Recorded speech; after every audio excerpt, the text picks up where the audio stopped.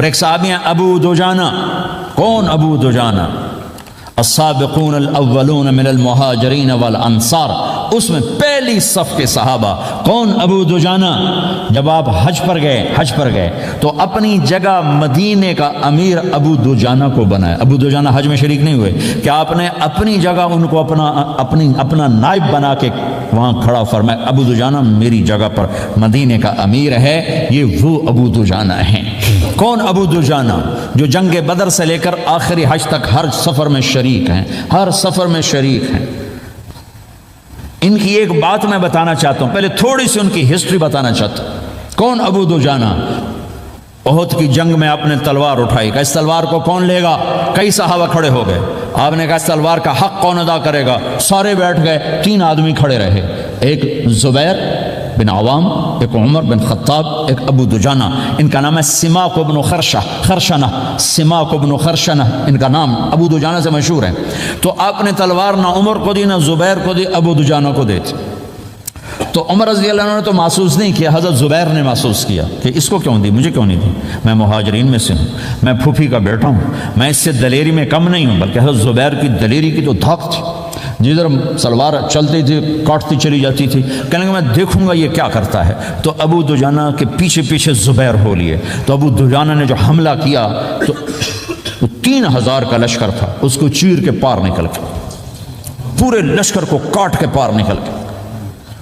اور آگے عورتیں کھڑی تھیں جو مکے کے لشکر کو تیار کر رہی تھیں. نحن بنات طارقی نمشی علی النمارقی مشی القتل بوارقی المسک فی المخالقی المسک فی المفارقی والدر فی المخالقی ان تقبلوا نعانقی وتدبروا نفارقی فراق غیر وامقی. یہ گانا گا رہی تھیں اور ان کو تیار کر رہی تھیں. تو جب ابو دجانہ کی تلوار نظر آئی تو سب بھاگی. ہندا پکڑی گئی تو آپ نے یوں اپنی تلوار ہندا کے سر پر رکھی، انہوں نے چیخ ماری، تلوار ہٹا لی. تو زبیر پیچھے پیچھے کہ یہ کیا ہے؟ جنگ میں اگر کوئی عورت حصہ لے اسے مارنا جائز ہے، ویسے جائز نہیں ہے. عورت کو، بچے کو، بوڑھے کو ہاتھ لگانا جائز نہیں ہے. تو انہوں نے کہا تلوار کیوں نہیں چلائی؟ کہا میرے محبوب کی تلوار ہے، عورت کے خون سے رنگین کر کے اس کی شان نہیں گھٹانا چاہتا، یہ میرے نبی کی تلوار. پھر واپس ہوئے، پھر اٹیک کیا اور پھر مجمع کو چیر دیا. سامنے ایک آدمی آ رہا تھا ہاتھی کی طرح، اتنا لمبا موٹا تازہ. تو زبیر کہنے لگے میرے جی میں آیا کبھی اس کی ٹکر ہونا، پھر میں دیکھوں ابو دجانہ کیا چیز ہے. تو اللہ کا کرنا ایسا ہوا ابو دجانہ دونوں آمنے سامنے ہو گئے. تو وہ ایسے شاہ سوار تھے کہ دونوں طرف کے لشکر ذرا تھم گئے اور وہ دونوں بھڑ گئے. ابو دجانہ کے اپنے جوہر، اس پہلوان کے اپنے جوہر، غبار اٹھا، مٹی اٹھی، اور اس کی اپنی طاقت، ان کی اپنی طاقت. انہوں نے ابو دجانہ کو اس نے زخمی کر دیا.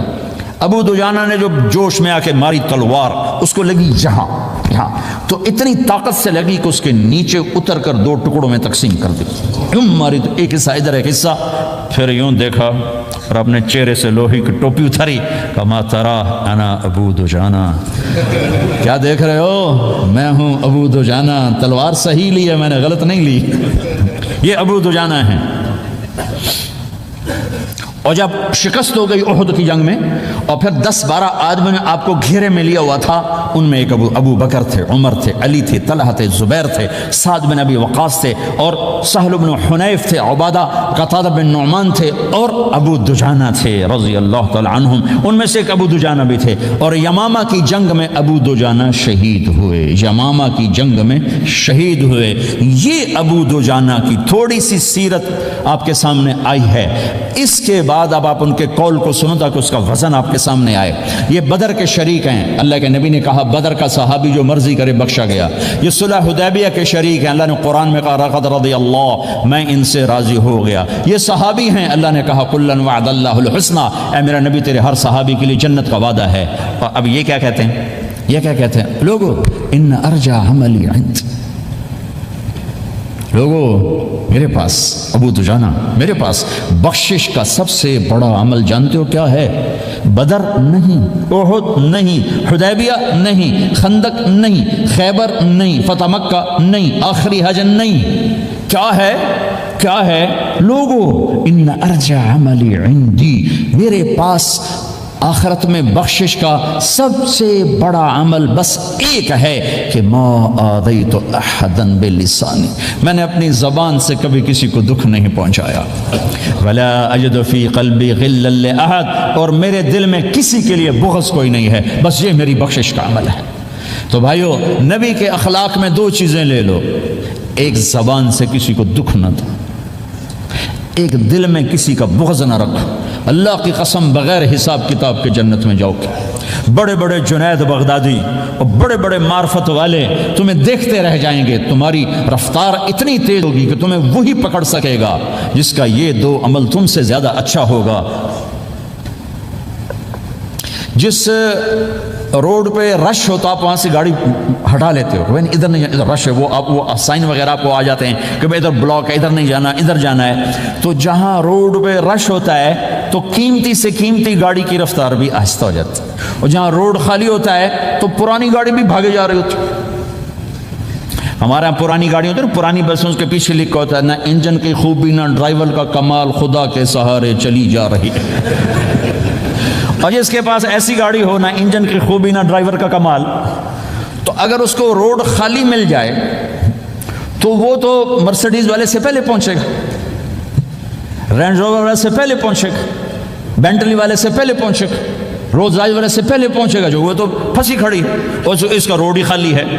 تو میرے بھائیوں، یہ میں ایک مثال دیتا ہوں، عبادات کی روڈ پہ بہت رش ہے، نمازی بے شمار ہیں، روزے دار بے شمار ہیں، عمرے والے بے شمار ہیں، حج والے بے شمار ہیں، اور تہجد گزار بے شمار ہیں، علماء بے شمار ہیں، حافظ بے شمار ہیں، ذکر والے بے شمار ہیں، بہت رش ہے، تبلیغ والے بے شمار ہیں، لیکن جو اخلاق والا روڈ ہے نا، یہ خالی پڑا ہے۔ اس پہ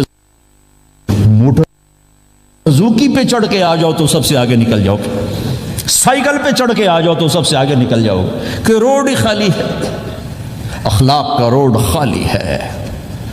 غصے کو پینا، دکھ دینے والے کے سامنے،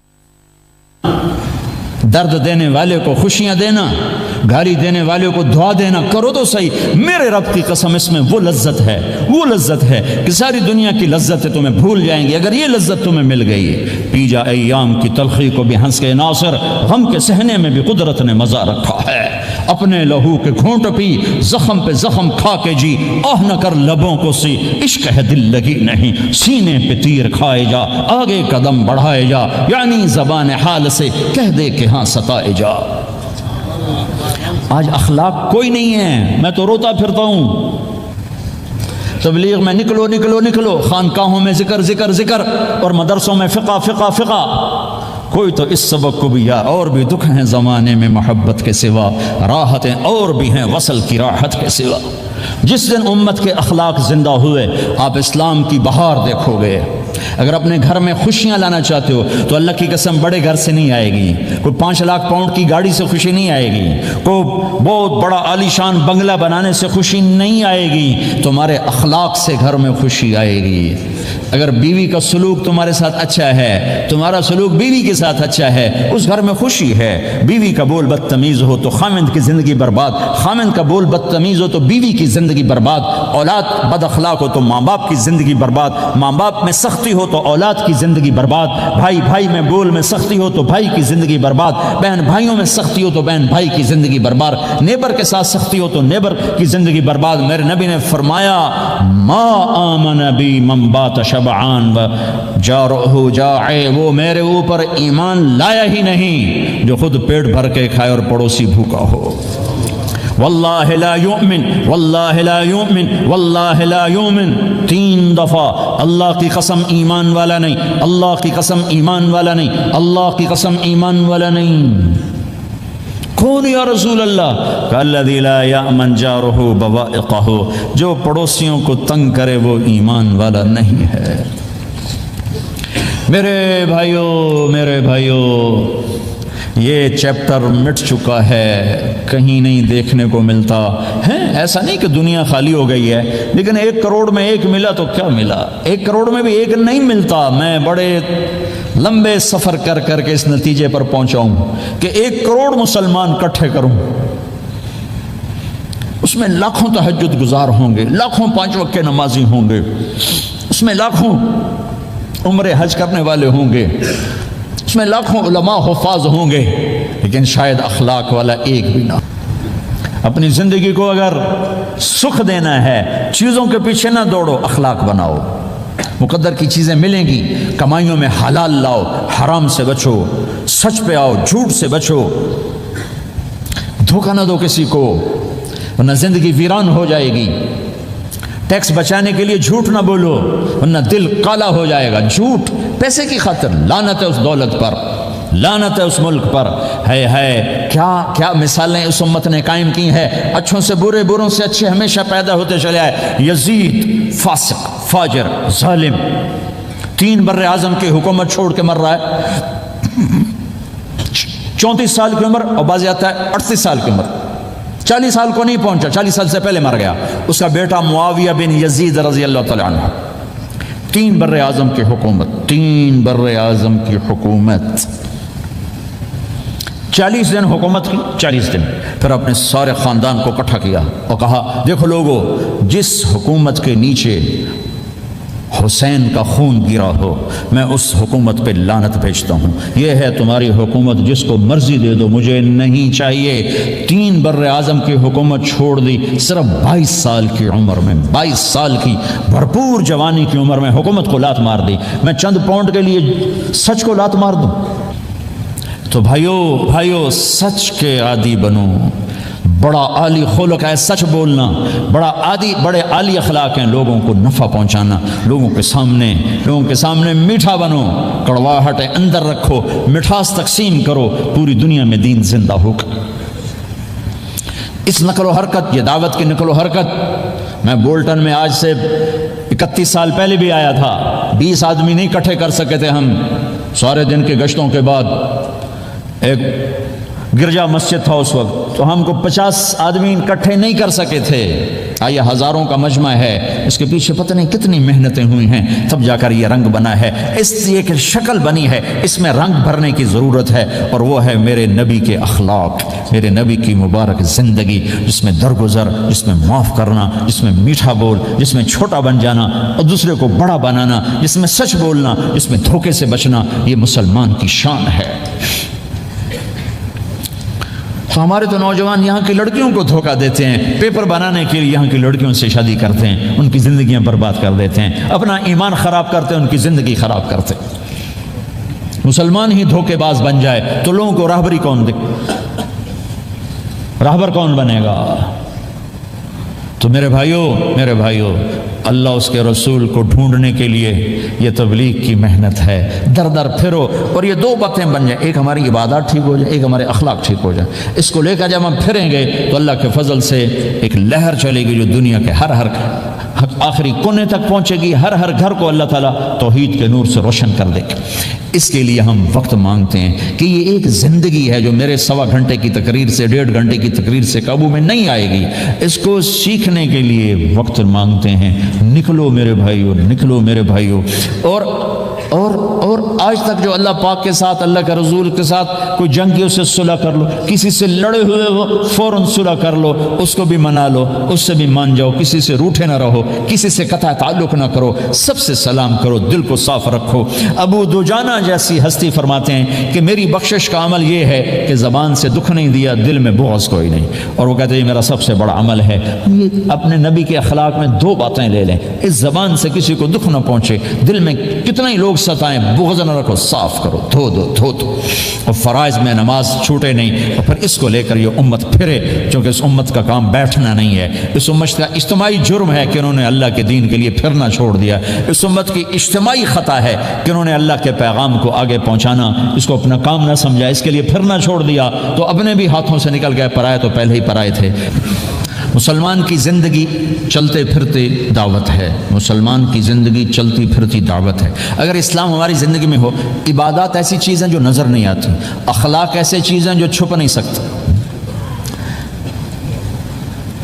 اخلاق ایک ایسی صفت ہے جس کو آپ چھپا نہیں سکتے، بد اخلاقی ایسی برائی ہے جس کو آپ چھپا نہیں سکتے۔ شراب تو چھپ سکتی ہے، اندر کمرے میں بیٹھ کے پی لے، روزہ چھپ سکتا ہے، نہیں رکھا کسی کو کیا خبر، نماز بھی چھپ جاتی، نہیں خبر پڑھی ہے کہ نہیں پڑھی، لیکن برے اخلاق بھی نہیں چھپتے اور اچھے اخلاق بھی نہیں چھپتے۔ ایک اچھے اخلاق خوشبو کی طرح مہکتے ہیں اور برے اخلاق گندگی طرح بدبو چھوڑتے ہیں۔ ہمارا معاشرہ اسلامی اسوہ بنے گا جب ہمارے اخلاق عالی ہوں گے۔ تو یہ نقل و حرکت اس کو طاقت پہنچائے گی۔ گھر بیٹھنے سے چیز نہیں آئے گی بھائی، پھرنا پڑے گا، دھکے کھانے پڑیں گے، لیکن ان دھکوں میں بھی اللہ نے بڑی لذت رکھی ہے، بہت عجب نشہ ہے اس کا۔ تو ایک گناہوں سے بچنا اور ایک فرائض کو پورا کرنا، ایک اپنے اخلاق کو ٹھیک کرنا، یہ چند ایک کام ہیں جو کر لے گا اللہ اسے آباد کر دے گا۔ جہاں ہو نماز نہ چھوٹے، رمضان آ جائے روزے نہ چھوٹیں، زکوٰۃ فرض ہو جائے خوشی سے ادا کریں، اپنی کمائیوں کو حلال پہ لائیں، غلط کاغذات سے، غلط پیپر سے، غلط ہیرا پھیری سے پیسہ نہ بنائیں، یہ پیسہ تباہی کے سوا کچھ نہیں لاتا۔ اپنی حلال کمائی کرو، کہ میرے نبی کا فرمان ہے جو صبح سے شام تک حلال کمانے میں تھکتا ہے اس کے اس دن کے سارے گناہ معاف ہو جاتے۔ سعد بن معاذ بیٹھے تھے، ان کے ہاتھوں پر اللہ کے نبی کی نظر پڑی تو ہاتھ بڑے سخت تھے، تو ہم نے کہا سعد تیرے ہاتھ اتنے سخت کیوں ہیں؟ کہا جی میں اپنے باغ میں خود کام کرتا ہوں اس سے یہ سخت ہو گئے۔ تو آپ نے سعد کا ہاتھ پکڑا اور ایسے چوما اور کہا اپنے بچوں کو حلال کھلانے میں بچوں کو حلال کھلانے میں جو ہاتھ ایسا ہو جائے گا اس پہ جہنم کی آگ حرام ہو جائے گی۔ تو بھائیو حلال جھوٹ نہ داخل کرو، چاہے کتنے بڑے مفتی فتویٰ دیں کہ ٹیکس بچانے کے لیے جھوٹ بولنا جائز ہے، میں کہتا ہوں نہیں، سچ ہے۔ دو سودے ہیں، ایک طرف چند سو پاؤنڈ ہیں، ایک طرف سچ ہے، جس کو لینا ہے لے لو۔ سچ کو لوگے تو اللہ کے قدموں میں چلے جاؤ گے، اللہ کے حبیب کی چھاؤں میں چلے جاؤ گے، اللہ کی چھاؤں میں چلے جاؤ گے۔ جھوٹ، ہاں صرف جھوٹ بولنا جائز ہے، دو بھائی لڑ پڑے ان میں صلح کرانے کے لیے جھوٹ بولنا جائز ہے۔ میاں بیوی لڑ پڑیں تو بیوی کو منانے کے لیے خامند جھوٹ بول سکتا ہے، خامند کو منانے کے لیے بیوی جھوٹ بول سکتی، اس کے علاوہ جھوٹ نہیں ہے۔ سچ کے ساتھی بنو، اللہ کی قسم وہاں سے رزق آئے گا جہاں سے وہم و گمان بھی۔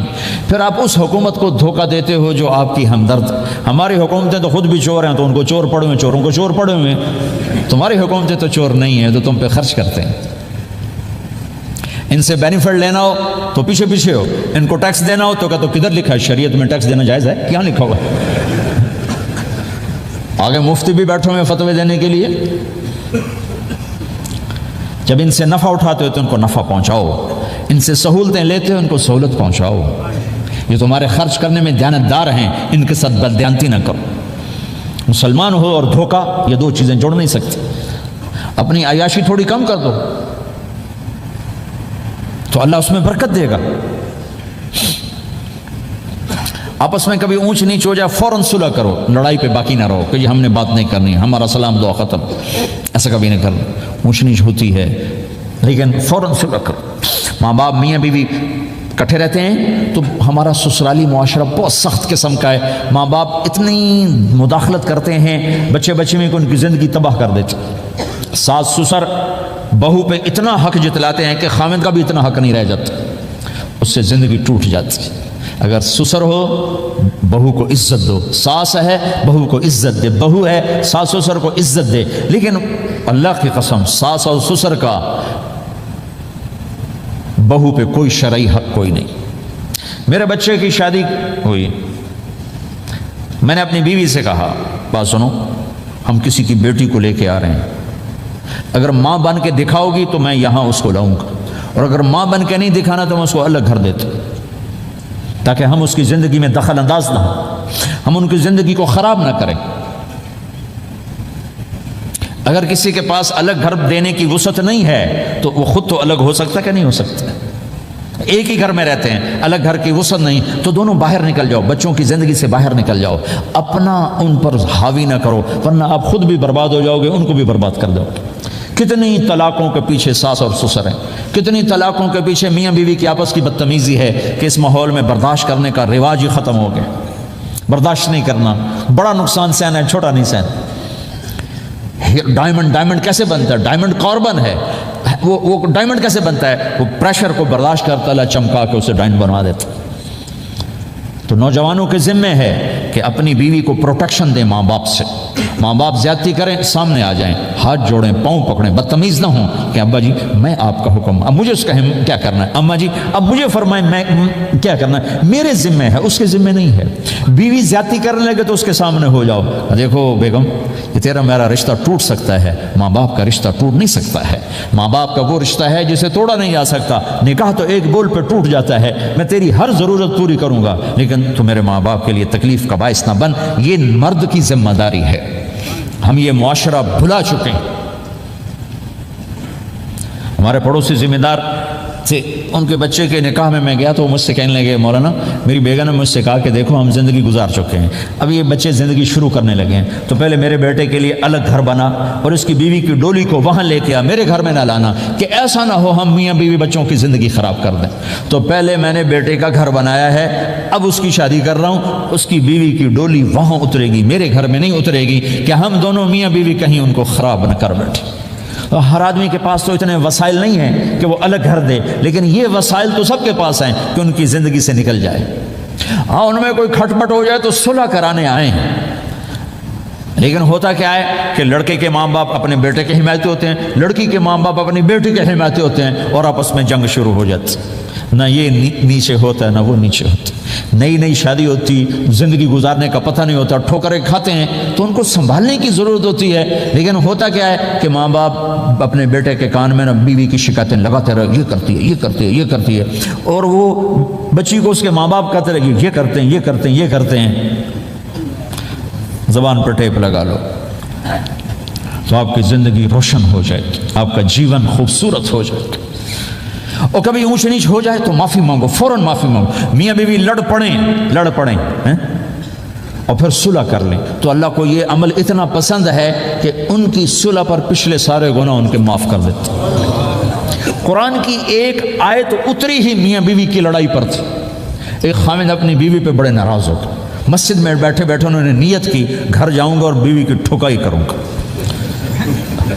یہ انہوں نے نیت کی، مسجد میں بیٹھے بیٹھے نیت کی گھر جاؤں گا میں نے چنگا لتر پھیرنا ہے۔ میرے اللہ تو آسمان زمین اللہ کے لیے تو سب برابر ہے دیکھنا، تو اللہ پاک نے اسی وقت قرآن اتارا، اسی وقت یا ایھا الذین آمنوا ان من ازواجکم و اولادکم عدوا لکم فاحذروہم۔ اے ایمان والو، بیوی بچے اولاد، عدوکم نہیں کہا، عدو لکم، بیچ میں لام لائے ہیں یہ بتانے کے لیے کہ عدو اصلی معنی میں نہیں ہے، یہ اس معنی میں ہے کہ اے ایمان والو تمہارا بیوی بچوں کے ساتھ ٹھائیا ہو سکتا ہے، کھٹ پٹ ہو سکتی ہے، جھگڑا چھوٹا موٹا ہو سکتا ہے، کیا کرنا ہے؟ فاحذروہم، اس سے بچنا ہے، بڑھانا نہیں، بچنا ہے۔ کیسے بچنا ہے؟ ان تعفو، اس جھگڑے کو بڑھانا نہیں، مٹانا ہے۔ وَتَصْفَحُوا، اس کا اثر دل سے مٹانا ہے۔ وَتَغْفِرُوا، پھر دوسرے کو معاف کرنا ہے۔ یہ تین کام میاں بیوی کرو، اگلا میں کروں گا، فَإِنَّ اللَّهَ غَفُورٌ رَحِيمٌ، تمہارے پچھلے میں سارے معاف کر دوں۔ تو اگر اس مجمع میں کوئی بیوی سے لڑا بیٹھا ہے تو جاتے جا کے صلح کر، کوئی ماں باپ سے لڑا بیٹھا ہے تو جاتے جا کے صلح کر، کوئی ماں باپ بچوں سے ناراض ہیں جا کے خود مان جائیں۔ اس ماحول میں بچوں کو پیار سے لے کے چلنے کی ضرورت ہے۔ میرے نبی کی زندگی محبت کا شاہکار ہے، ساری زندگی کسی کو ڈانٹا نہیں، ساری زندگی کسی کو ڈانٹا نہیں، اپنی وجہ سے، اپنی وجہ سے کسی پہ ہاتھ نہیں اٹھایا، اپنی وجہ سے۔ حسن انس فرماتے میں نے 10 سال اللہ کے نبی کی خدمت کی، ایک دفعہ نہیں کہا یہ کیوں کیا، ایک دفعہ نہیں کہا یہ کیوں نہیں کیا۔ تو بھائیو یہ خوبصورت زندگی ہے۔ آپ کے یہاں تو خادم نہیں ہوتے، سارا گھرانہ ہی خادم ہوتا ہے۔ تو میں پاکستان میں ہوں تو میں اگلا چیپٹر بیان کرتا ہوں کہ نوکروں کے ساتھ بھی اچھا سلوک کرو۔ وہ یہاں ہے ہی نہیں، تو آپ پہ بانڈے مانجنے، آپ پہ ٹوائلٹ صاف کرنا ہے، آپ پہ گڈی صاف کرنی، ڈرائیور بھی آپ پہ تھے، مالک بھی آپ پہ، پٹرول بھی آپ پہ پاؤ بھائی، چنگا انگلینڈ ہے، پٹرول بھی آپ پہ پاؤ، ہوا بھی آپ پہ بھرو۔ 2.5 لاکھ کی گاڑی یا ڈرائیور آپ پہ، ہماری 2.5 لاکھ پاؤنڈ کی، ہماری 2.5 لاکھ کی سزوکی ہوتی ہے، ہمارا نوکر بیٹھا گاڑی چلا رہا۔ نوکر تو اللہ کی بڑی نعمت ہے، تم اس سے محروم ہو۔ کچھ اس کے فائدے بھی ہیں، کچھ نقصان بھی ہیں، لیکن فائدے زیادہ ہیں۔ ہمارے بچے اتنے سست ہو جاتے ہیں کہ پانی کا گلاس کہو تو اٹھ کے ہی نہیں دیتے، وہ آگے نوکر کو بلاتے۔ میری اپنی میرے ابا جی مجھے کوئی کام کہتے، پتر جا میں نا انہوں صد کیا، تو میں جا ابا جی آدھا انہوں صد کیا، میں خود نہیں جاتا، ایسی سستی پڑ جاتی۔ یعنی تمہیں اپنی حماقت سے بتا رہا ہوں، سردی میں لیٹا ہوا تھا تو میری رضائی گر گئی، تو میں نے باہر سے نوکر بلایا، میں کہا بشیرہ او جی اور میں نا رضائی میرے اتنے پا، تو اپنا سنا رہا ہوں۔ لیکن آپ جہاں جاب کرتے ہیں، جہاں جاب کرتے ہیں وہاں دیانتداری سے جاب کرو، دھوکہ نہ ہو، فریب نہ ہو، فراڈ نہ ہو۔ آپ بھی کہیں ملازم تو ہیں، کہیں کام کر رہے ہیں، کوئی آپ کی دکان پہ کام کر رہا ہے، گھروں میں کام کرنے والے، دکانوں پہ کام کرنے والے تو ہیں۔ اور جن لوگوں کے پاس پیپر نہیں ہوتے ان کو اتنے تھوڑے پیسے دیتے ہیں کہ وہ بیچارے روٹی بھی نہ کھا سکتے، کہ بھائی یہ لینے، چونکہ ان کو پتہ ہے کہ بیچارہ پھنسا ہوا ہے اور کہیں نہیں جا سکتا ہے۔ تو ایسا نہ کرو، یہ ظلم نہ کرو۔ اول تو ایسے لوگ رکھو نہیں، تمہارے لیے قانون اور اس کی گنجائش کوئی نہیں۔ لیکن اگر کوئی اس طرح رکھتا ہے تو پھر یہ ظلم نہ کرے کہ 100 کی بجائے 10 پاؤنڈ دے رہا ہو کہ بھائی لینے تو لے لو، اس کو پتہ ہے اس بیچارے نے کہیں نہیں جانا۔ ایسے ظالم نہ بنو۔ وہ ہمارے یہاں کرائسس چل رہا ہے بہت زیادہ، تو جو بیچارہ پھنس جاتا ہے نا تو اپنی پراپرٹی بیچنے پر آتا ہے تو اس کی 1 کروڑ کی پراپرٹی کے 20 لاکھ لگاتے ہیں۔ میں گزر رہا تھا مال ٹاؤن میں، ایک دوست کے پاس ٹھہرا تھا، وہ پراپرٹی ڈیلر تھا، تو ہم صبح واک کر رہے تھے تو ایک گھر کے قریب سے گزرے، کوئی 6 کنال کا گھر تھا۔ مجھ سے کہنے لگا مولانا اس گھر کی قیمت ہے 24 کروڑ، 24 کروڑ کا گھر ہے فزیکلی، لیکن اس کا مالک پھنس چکا ہے قرضوں میں، اب وہ اس کو بیچنا چاہتا ہے، تو 18 کروڑ سے اوپر 1 پیسہ نہیں کوئی لگا رہا، اور یہ اس بیچارہ بیچے گا، یہ 8 کروڑ کا لاس لے کر، 6 کروڑ کا لاس لے کر بیچے گا، چونکہ یہ پھنس چکا ہے۔ میں نے کہا اگر میرے پاس پیسے ہوتے تو میں اس کا 24 کروڑ کا گھر لیتا 30 کروڑ کا، کہ 24 کروڑ اس کے قرضے میں جاتے اور 6 کروڑ سے اپنا الگ کاروبار کر لیتے۔ مسلمان تو مظلوم کی مدد کرتا ہے، مسلمان تو دکھی کی مدد کرتا ہے، نہ کہ مصیبت زدہ کو اور لوٹ لینا، مرے نو مارے شاہ مدار، یعنی مصیبت زدہ پر اور مصیبت ڈالنا۔ بھائیو یہ وہ خوبصورت اخلاق ہیں، اپنا ہوگے اللہ چمکائے گا، اللہ اس جہان کی عزت دے گا۔ اور ایک آخری میری بات ہے، بہت بڑا مجمع ہے، بہت سارے نوجوان نظر آ رہے ہیں، آج تک جو اللہ رسول سے جنگ کی اس سے صلح کر لیں، جو گناہ کی اس سے معافی مانگ لیں، ادھر ہم معافی مانگیں ادھر اللہ معاف کر دے گا، ادھر ہم توبہ کریں گے ادھر اللہ معاف کر دے گا۔ اور آپ تو ماشاءاللہ سارے بہت اچھے بیٹھے ہوئے ہیں۔ میرا ایک شاگرد ہے مولوی امجد، کراچی میں امام مسجد ہے، اس کے پڑوس میں ایک عورت تھی، وہ لڑکیاں سپلائی کرنے کا کام کرتی تھی، کتنا ذلیل کام ہے، اور سال ہا سال سے اس کے بیٹے سے اس میرے شاگرد نے دوستی لگائی اور میرے بیان کی کیسٹ دے دی کہ بھائی یہ سن لینا، میرے استاد جی کی کیسٹ۔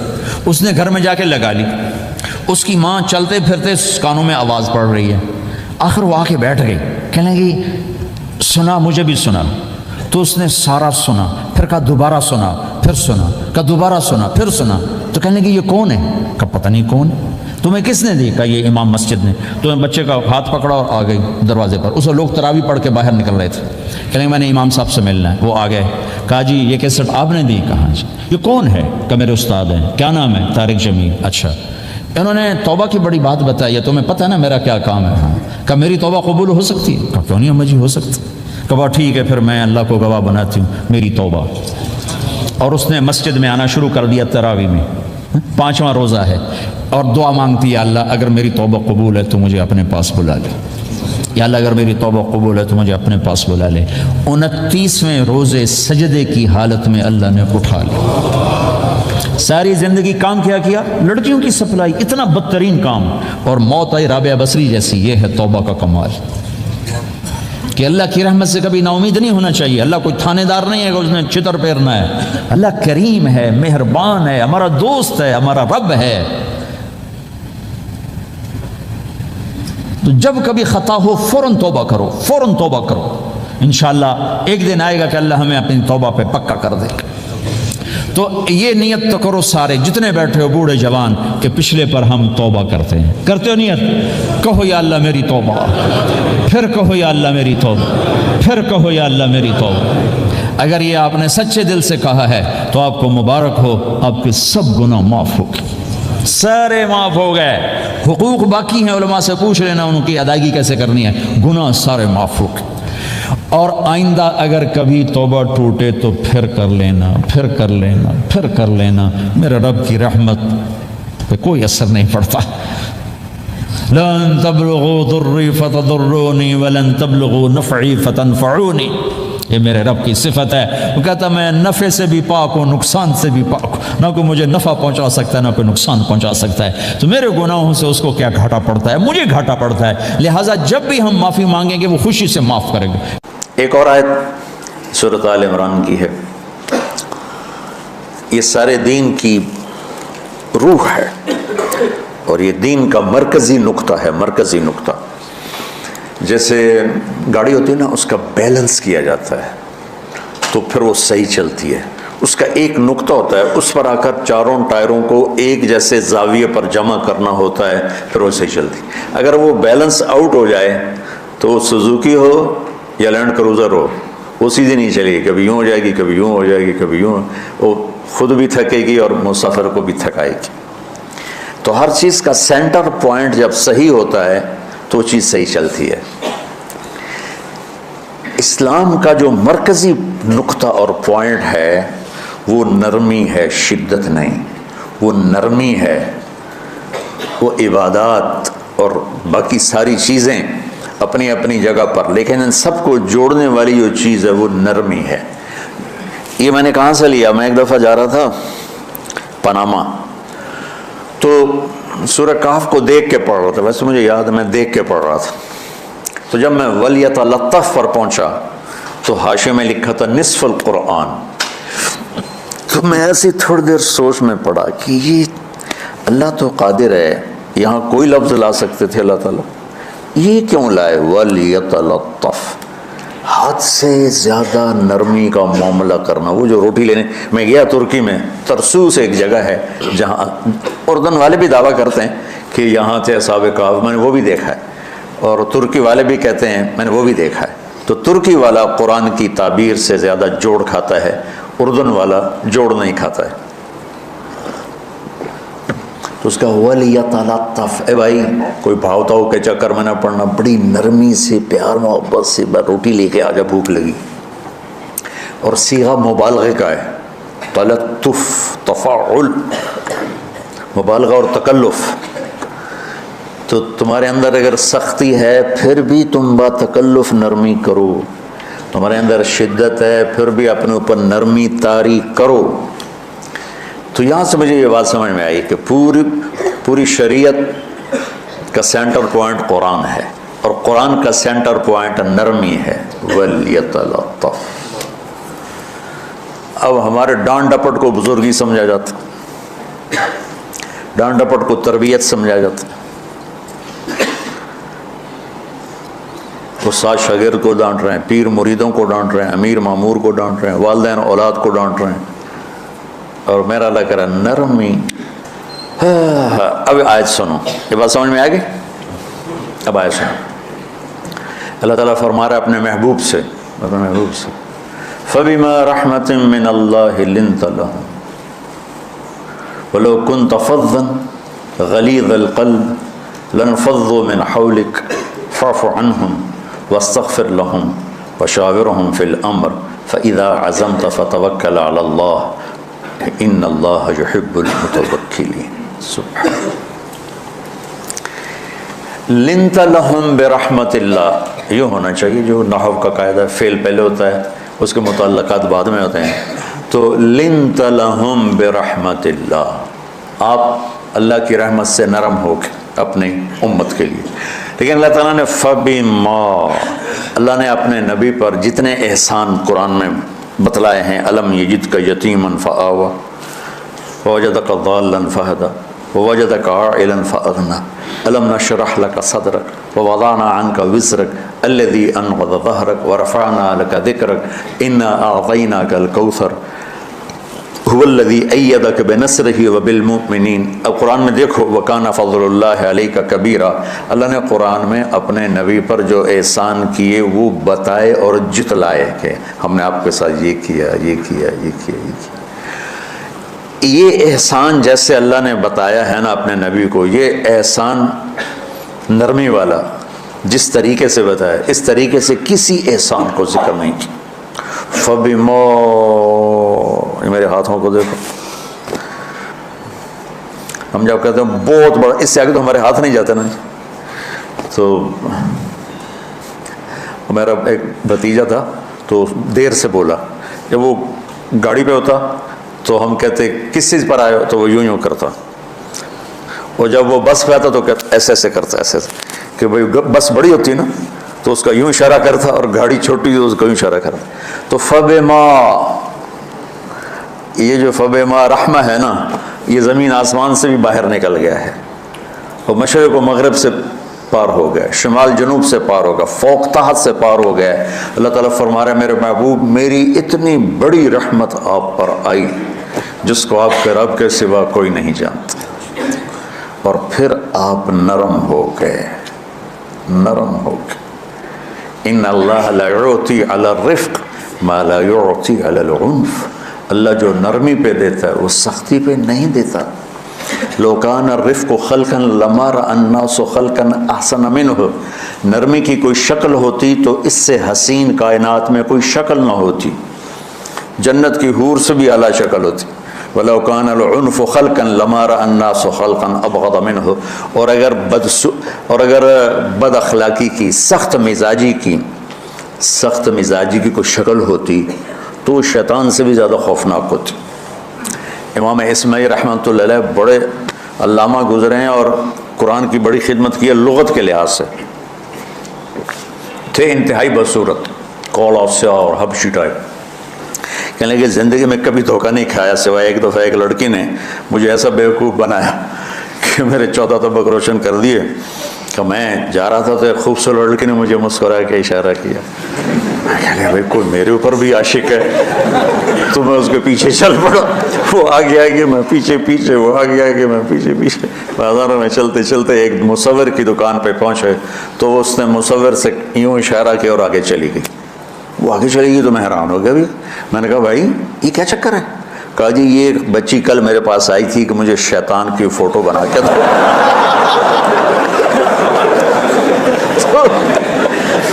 تو میں نے اسے کہا بیٹی میں نے تو شیطان دیکھا نہیں، تو مجھے دکھا تو میں اس کا فوٹو بناؤں. تو آج تو میں لے کر کہہ رہی تھی یہ ہوتا ہے، ایسا ہوتا ہے. تو اگر سختی کی کوئی شکل ہوتی نا تو شیطان سے بھی بدصورت ہوتی. تو ہماری زندگیوں میں جو آئی ہیں نا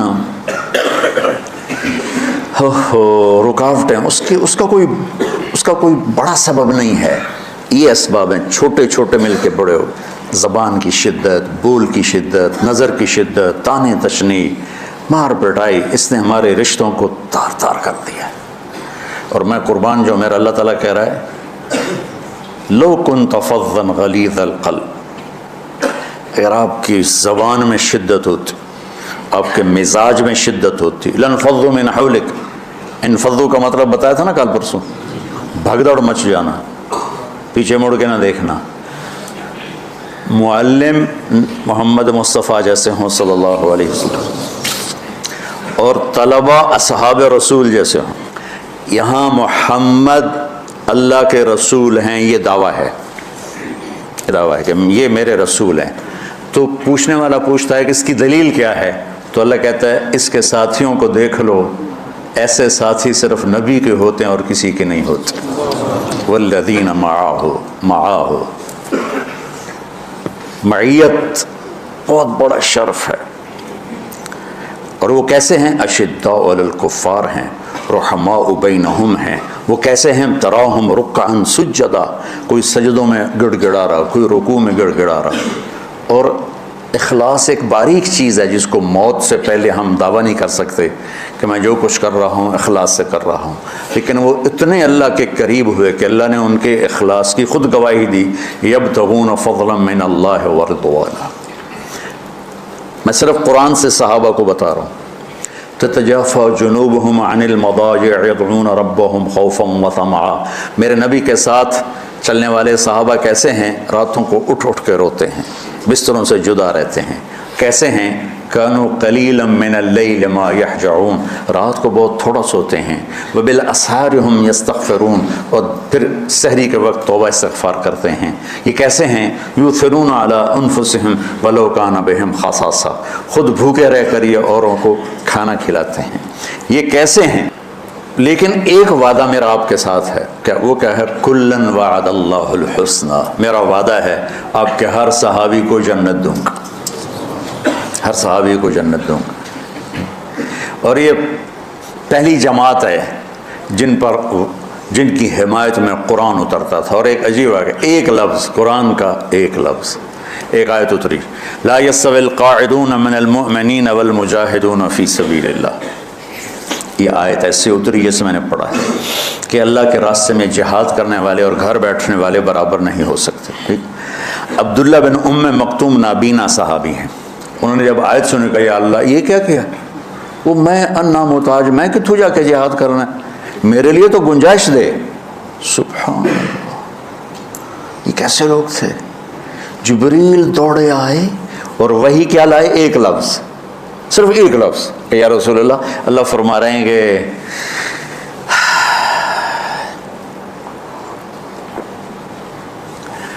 کیا ہے؟ عبس وتولی اذ جاءہ الاعمی، کہا میرے بندے کی فریاد میرے پاس پہنچ چکی ہے، لہٰذا اب اس آیت کو یوں پڑھا جائے، لا يستوي القاعدون من المؤمنین غیر اولی الضرر والمجاہدون فی سبیل اللہ، کہ جو معذور ہیں ان کے علاوہ جو صحت مند ٹھیک ٹھاک ہیں وہ اور جو میرے راہ میں ہیں برابر نہیں ہو سکتے۔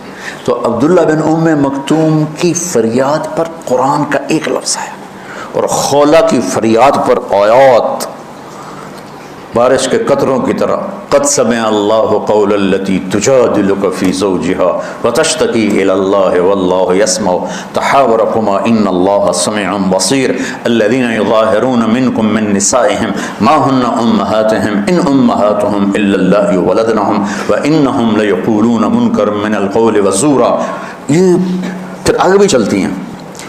ایک دیہاتی عورت کی فریاد نے عرش ہلا دیا اور قرآن اترا۔ یہ لوگ تھوڑا اور سنا دو تاکہ آپ کو خولہ کا پتہ چلے، خولہ کیا چیز ہے۔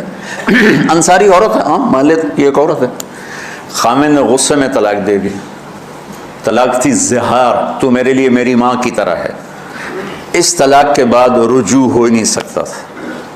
3 طلاق میں تو رجوع ہو جاتا نا، کہ کسی اور جگہ شادی ہو جائے، وہاں سے طلاق ہو جائے، واپسی ہو، لیکن اس میں رجوع ایسا ہی ہے شیخ، ایسا ہی ہے نا، اس میں دوبارہ اگر اس کی شادی ہو جائے اور پھر وہاں سے وہ فارغ ہو کر اس سے شادی نہیں ہو سکتی۔ یہ اس زمانے کا رواج تھا۔ اب یہ ان کی عمر گزر گئی تھی، جو بھاگی اللہ کے نبی کے پاس ہے، یا رسول اللہ میرے خامن اوس بن مالک نے زہار کر دیا، اوس بن صامت نے مجھ سے زہار کر دیا، تو کیا فتویٰ ہے؟ آپ نے کہا حرمتی علیہ، بیٹی تو حرام ہو گئی۔ بولیں گے یا رسول اللہ اکل مالی وافنا شبابی، جوانی میری ڈھل گئی، مال میرا کھا گیا، وہ تو میں کہاں جا کے بیٹھوں، ماں باپ میرے نہیں ہیں۔ آپ نے کہا حرمتی علیہ، تو اس پہ حرام ہو گیا۔ پھر اس نے کہا یا رسول اللہ میرا کیا بنے گا؟ تو آپ چپ ہو گئے؟ جب وہ مانتی نہیں تو کیا کرو، آپ چپ ہو گئے۔ حضرت عائشہ رضی اللہ تعالیٰ آپ کو کنگھی کر رہی تھی، جب اس نے دیکھا اللہ کے نبی نے جواب دینا چھوڑ دیا ہے، کہا چلے ٹھیک ہے میں اپنے رب سے بات کرتی ہوں۔ اس نے وہیں بیٹھے بیٹھے ہاتھ اٹھایا، اے اللہ ان لی منہ صبیۃ صغار، اے میرے رب میرے چھوٹے چھوٹے بچے، ان ضممتہم الی فجاعوا وان ضممتم الیہ فضاعوا، میرے رب میرے چھوٹے چھوٹے بچے، عمر میری ڈھل گئی، میری دوسری شادی نہیں ہو سکتی، ان بچوں کو میں اپنے پاس رکھوں تو ان کو روٹی کہاں سے کھلاؤں، یہ بھوکے مریں گے، خامند کے پاس چھوڑ کے چلے جاؤں تو وہ بھی کمزور ہو چکا ہے، یہ ان کی تربیت کون کرے گا، یہ تو برباد ہو جائیں گے۔ اب اس کی دعا سنو، یا اللہ اپنے نبی کی زبان پر میرے حق میں فیصلہ دے۔ یہ نہیں کہا کہ تو اپنی شریعت کا فیصلہ سنا، کہ اللہ میرے حق میں دینا فیصلہ، اور اللہ تعالیٰ کا قرآن آ گیا، ہاں خولا ہم نے اپنے رحمت کے طفیل تیرے حق میں فیصلہ دے دیا۔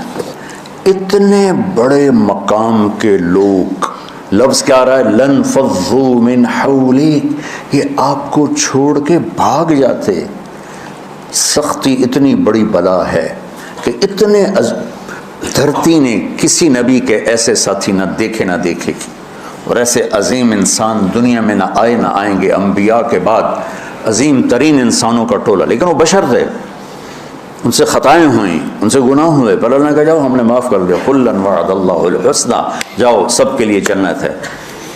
تو میرا اللہ کہہ رہا ہے میرے محبوب، اور اب تھوڑے سے احادیث سے سن لو، آپ نے کہا ابو بکر جنتی، عمر جنتی، عثمان جنتی، علی جنتی، طلحہ جنتی، زبیر جنتی، سعد بن ابی وقاص جنتی، عبد الرحمن بن عوف جنتی، ابو عبیدہ بن جراح جنتی، سعید بن زید جنتی، ایسا بلال جب جنت میں جاتا ہوں تیرے پاؤں کی آہٹ اپنے آگے آگے سنتا ہوں، جس نے جنتی عورت کو دیکھنا ہو میں رومان کو دیکھ لے، بڑا مناقب صحابہ اٹھا کے دیکھو، میرا ایک امتی آئے گا جنت کے دروازوں پر تو 8 دروازے کھل کے کہیں گے مرحبا ادھر آ جائیں، ادھر۔ سلمان فارسی ایسے ہوئے، یا رسول اللہ کون ہے یہ؟ تو آپ نے کہا یہ بیٹھا ہے ابو بکر، اس کو جنت کے 8 دروازے پکاریں گے۔ عمر ایک محل دیکھا بہت عالیشان، میں سمجھا میرا ہے، جب جانے لگا تو فرشتے نے کہا آپ کے غلام عمر بن خطاب کا ہے۔ عثمان جنت میں ہر نبی کا رفیق ہے، میرا رفیق تو ہے، پھر حضرت علی کا ہاتھ پکڑ کے کرتے یہاں لگا لیا، علی تو بھی خوش ہو جا، جنت میں تیرا گھر میرے گھر کے سامنے ہے۔ طلحہ زبیر، ہر جنتی کا ایک خادم، میرے 2 خادم طلحہ اور زبیر۔ تو اس ایک لائن لگی پڑی ہے، اور میرا اللہ کہہ رہا ہے میرے محبوب اگر آپ کے مزاج میں شدت ہوتی تو ایسے عظیم الشان لوگ آپ کو چھوڑ کے بھاگ جاتے، اس کے سینے میں ہے نغموں کا تلا تم اب تک، قید موسم سے طبیعت رہی آزاد اس کی، کاش گلشن میں کوئی سمجھے فریاد اس کی۔ میں تو پچھلے 20 سال سے فریاد کر رہا ہوں، او بھائیو نرمی اختیار کرو، محبتیں اختیار کرو، نفرت ہو، اختلاف کرو نفرت تو نہ کرو۔ بیوی سے اختلاف ہو گیا ہے تو نفرت تو نہ کرو، بیوی کو خامن سے ہو گیا نفرت تو نہ کرو، بہن بھائیوں میں ہو جاتی اونچ نہیں، نفرت ہے تو نہ کرو، سلام دعا ختم۔ تو آپ فارغ ہونے والے ہو، یہ اسباق یاد رکھو گے تو آپ ہی کو فائدہ ہوگا انشاءاللہ۔ پھر جہاں جاؤ گے گلاب کے پھول کی طرح مہکو گے۔ چمن میں بہت سے پھول ہوتے ہیں لیکن جہاں گلاب کھلا ہوتا ہے سب کی نظر وہیں جا کے ٹکتی۔ تو اگر میں نے یہ اخلاق بنا لی، یہ نرمی اپنے اندر پیدا کر لی، تو اللہ کی قسم گلاب کے پھول کی طرح مہکو گے بھی صحیح، اور پرکشش بھی ہوگی، جاذبیت بھی ہوگی۔ شکلوں کی کشش چند دنوں کے بعد ختم ہو جاتی، اخلاق کی کشش موت تک باقی رہتی۔ جیسے روٹی کی طلب موت تک ختم نہیں ہوتی، باقی چیزیں آدمی کہتا ہے یار گوشت بڑا کھا لیا، دال بناؤ، بھنڈی کھا لی اب توری بناؤ، لیکن روٹی ایسی ہے اسے کوئی کسی دن جاتا ہے روز ہی روٹی کو اس طرح اندر رچ پچ گئی۔ ایسے اچھے اخلاق روٹی کی طرح جن کی طلب کبھی ختم نہیں ہوتی۔ تو ہمارے علمی حلقے ہوں، دیندار حلقے ہوں، ان سب میں شدت پائی جاتی، ہر درجے کی شدت۔ تم بیچ میں ایک موم بن کے جاؤ، لوہا بن کے نہ جاؤ، موم بن کے جاؤ، اور سارے رشتوں کی تلخیوں کو اپنے پی جا، ایام کی تلخی کو بھی ہنس کے ناصر، غم کے سہنے میں بھی قدرت نے مزہ رکھا ہے۔ تلخیوں کو پینا سیکھو، زبان کو بند کرنا سیکھو، اور پھر مسکرانا سیکھو، اور نرمی کا سلوک سیکھو جو میرے نبی کی سب سے عالی شان صفت فَبِمَا رَحْمَةٍ مِّنَ اللَّهِ۔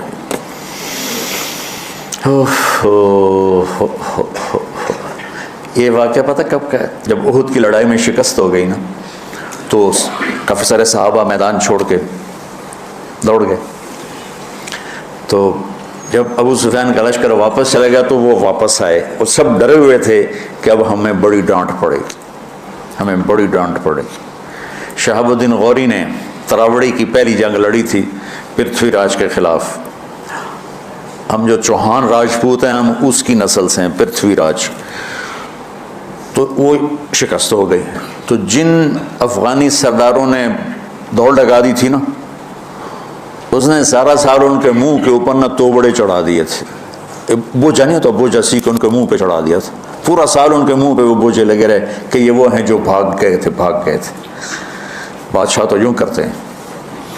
میرے نبی کے صحابہ جب سہمے آئے کہ بس دیکھو اب کیا بنتا ہے, تو آپ نے مسکرا کے ان کا استقبال کیا. آؤ بھائی, آؤ بھائی, آؤ بھائی.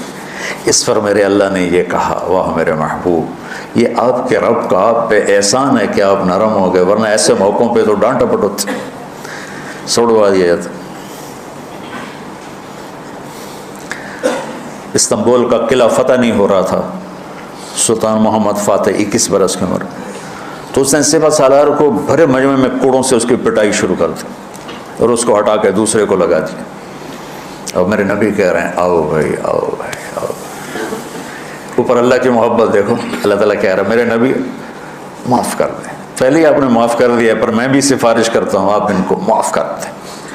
اور آگے کہتے ہیں وَاسْتَغْفِرْ لَهُمْ, اور آپ مجھے بھی کہیں کہ میں بھی معاف کر دوں. کیا لوگ تھے, کیا لوگ تھے کہ جن کے بارے میں اللہ کہہ رہا ہو کہ مجھے کہو میں ان کو معاف کر دوں.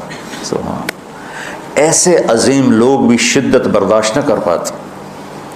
بھائیو میری فریاد سمجھو اللہ کے واسطے, نرمی اختیار کرو, نرمی اختیار کرو, نرمی اختیار کرو.